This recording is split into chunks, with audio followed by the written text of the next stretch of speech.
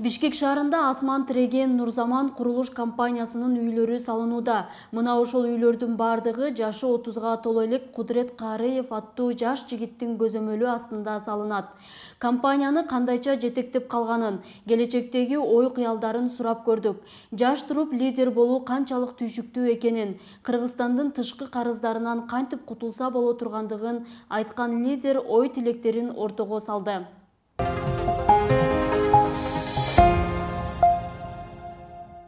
Bizim сайт жаш лидер сизди тандап алды курулуш компания жагында. Деги эле баягы ар бир адамдын өзүнүн жери эли болуп дейсизби, кыргыздарда ошентип сурайбыз го. Жер дейбиз, кайсы жер, кайсы жылы туулгансыз, кайсы жакта канча жыл тургансыз, ошону айтсаңыз.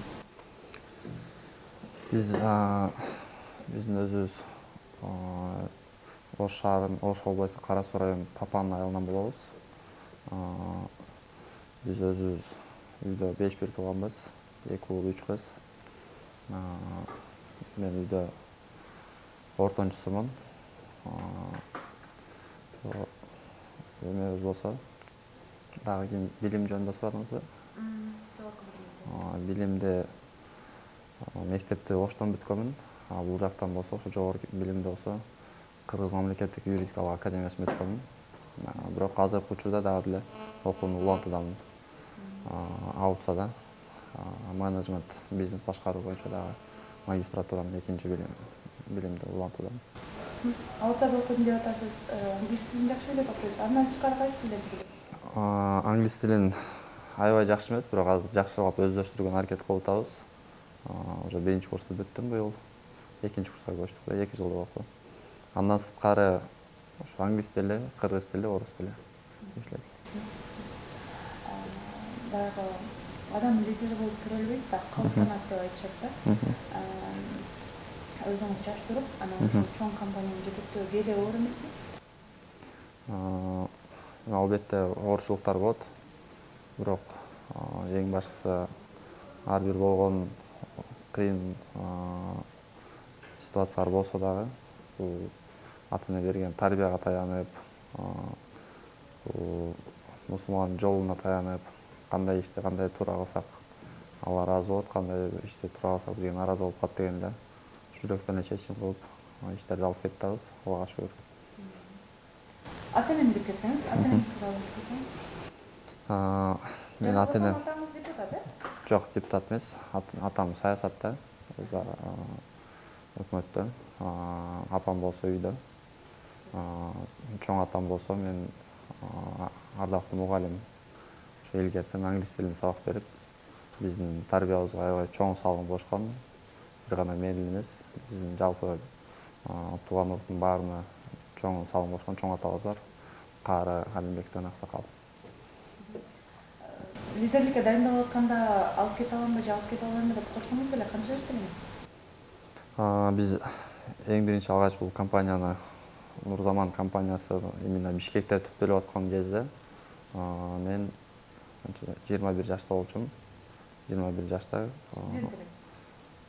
Ал кезде уже окууну бүтүп калган, магистратурада окуп аткан кезде болчу. Биз ага чейин эле уже башка бизнестерди кылып жүргөнбүз. Производство жаатында көбүрөөк жүргөнбүз, курулуш материалдарын.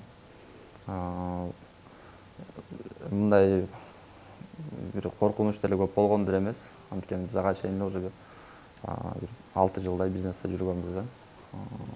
Как раз ушу шериктерибиз менен биригип эч коркунучтуу болгон жок. Жоопкерчиликтүүлүк оор эмеспи? Жоопкерчиликтүүлүк чынында абдан оор. Анткени бул курулуш деген бул бир нерсени сатып коюп эле унутуп калдың эмес. Бул кылган жумушуң жүздөгөн жылдарга калат. Бул имарат адам өмүрүн сүргөн жер. Абдан чоң жоопкерчилик. Ага чейинки жоопкерчилик бул имаратты салып атканда адамдын жашоосуна коопсуздуу болуп эсептелет. Ошого бул ар бир күн бизге жоопкерчилик чоң. Ошондуктан бир гана курбандык чалып, ар бир 15 күн, 20 күн сайын биз ошо курулуп аткан объектлерде курбандык чалып, Куран окуп, бир гана Аллага таянып, техника безопасности деп коет, ошону сактап эле жакшы келип атабыз иншалла. Башка мен тааныгандар бар. сиздердин атаандаштардын көбү уруу тарапта да. Мисалы ошол эле лидер болуп аткан компаниялардын жетекчилери сени жаш деп тогуп койгон учурлар болгонбу? Эми андай учурлар болгон деле жок.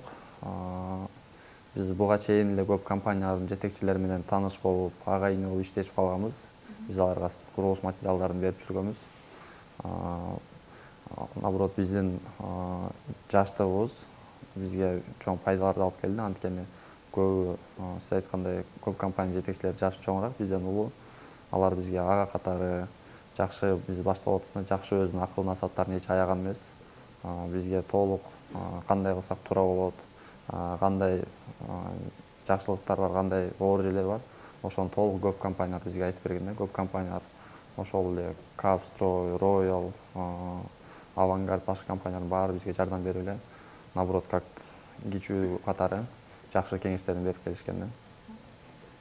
Лидер болуп көп жылдан бери отуруп келесиз. Деги эле лидер кандай болуш керек деп айтыңызчы? Эми лидер кандай болуш керек деп чынында мен сизге мындай деп айта албайм. Анткени ал үчүн бир чоңураак убакыт жашап болуш керек.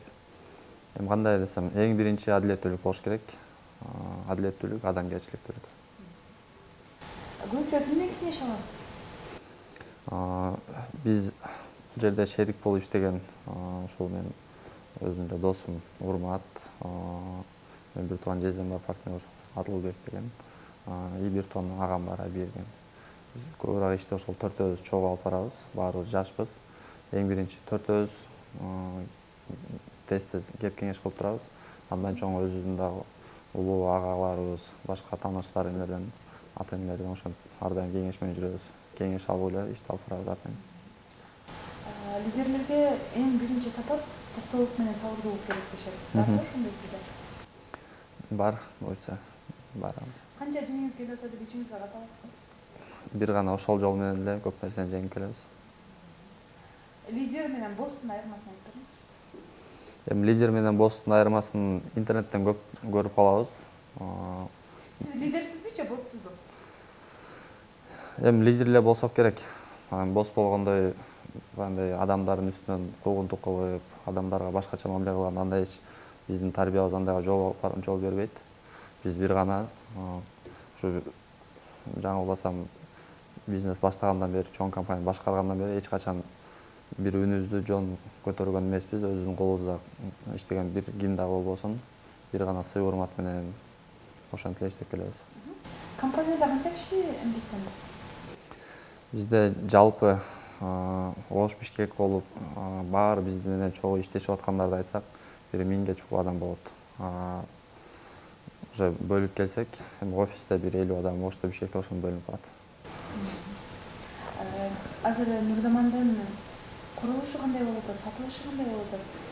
Бизде азыркы учурда бизде 3 объект бар Бишкекте, Ошто 5 объект бар. Жалпысынан 8 объектибиз бар.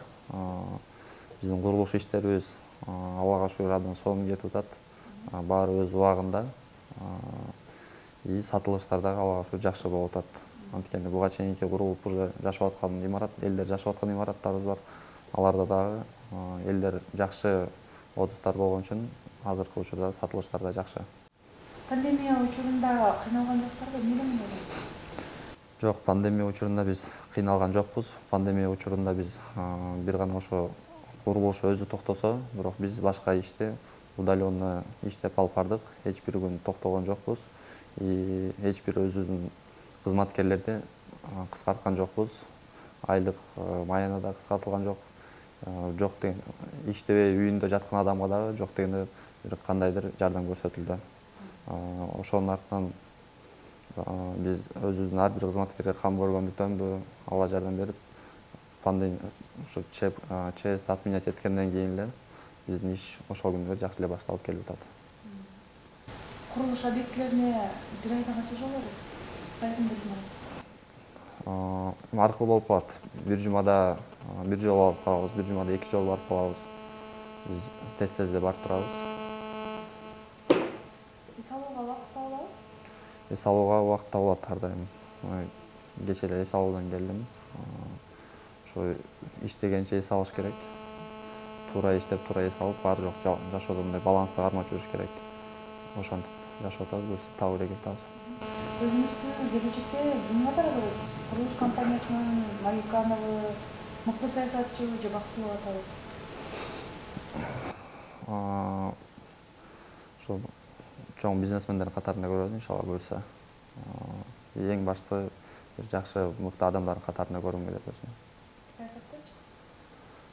Саясатта азыр бир нерсе деп айта албайм, эми келечекте билбейм. Бирок бизде алдыда дагы биз саясат менен чектелбей, биз дүйнөлүк масштабтагы бизнесмендер болуп, Кыргызстанга саясатчы болбой туруп чоңураак кызмат кылабыз деген ниеттерибиз бар. Мисалы кандай? Мисалы ошол эле биздин эми Кыргызстан бюджетин айтсак 4 миллиард доллар деп айтабыз, же болбосо сырткы карыздын 4 миллиард доллар деп айтабыз. Биз уже дүйнөдөгү азыр эң бай адам эле почти 150 миллиард, 160 миллиард тапкан адам. Значит, бунун баары мүмкүн. Биз балким биз 50 миллиард тауып, 10 миллиард менен Кыргызстандын баарынын карызын жабып, дагы 10 миллиард менен Кыргызстандын жашоосун дагы бир жакшылыкка буруп коюшубуз мүмкүн. Ошого биз саясатка эле кирип чектелбей, биз дүйнөлүк масштабта бизнесмен болобуз деген ниеттерибиз бар. Курулуш менен ошол дүйнөлүк масштабка чыкса болот? Албетте болот курулуш менен. Демек, дүйнөлүк деңгээлде чет өлкөлөргө Иншалла. Нурзаман үй сала баштады. Буюрса, биз азыркы учурда жерлерди карап жүрөбүз. Кайсыл региондорду карап жүрөбүз, кайсыл жерге биз барып иштей алабыз. Өлкөлөрдү карап жүрөбүз. Пандемия учурунда кайрымдуулукту канчалык деңгээлде жүргүздүңүз? Андан көп чыгып атты сиздердин Кайрымдуулукту колдон келишинче буюрса жүргүздүк. Эми суммалар деле жакшы эле. Алла буйруган экен, биздин колубуз менен жардам бергенди каалаптыр. Биздин колубуз менен жардам берди, иншалла. Дагы да колдон келсе, дагы элибизде жамандык болбосун, бирок дагы да колдон келсе жардам берели, иншалла. 10 жылдан кийин Кудурет Давлетбекович ким болот? 10 жылдан кийин эң башкысы адам бойдон калып, бир чоң бизнесмен болуп, дагы дүйнөлүк масштабта бизнесмен болот, иншалла.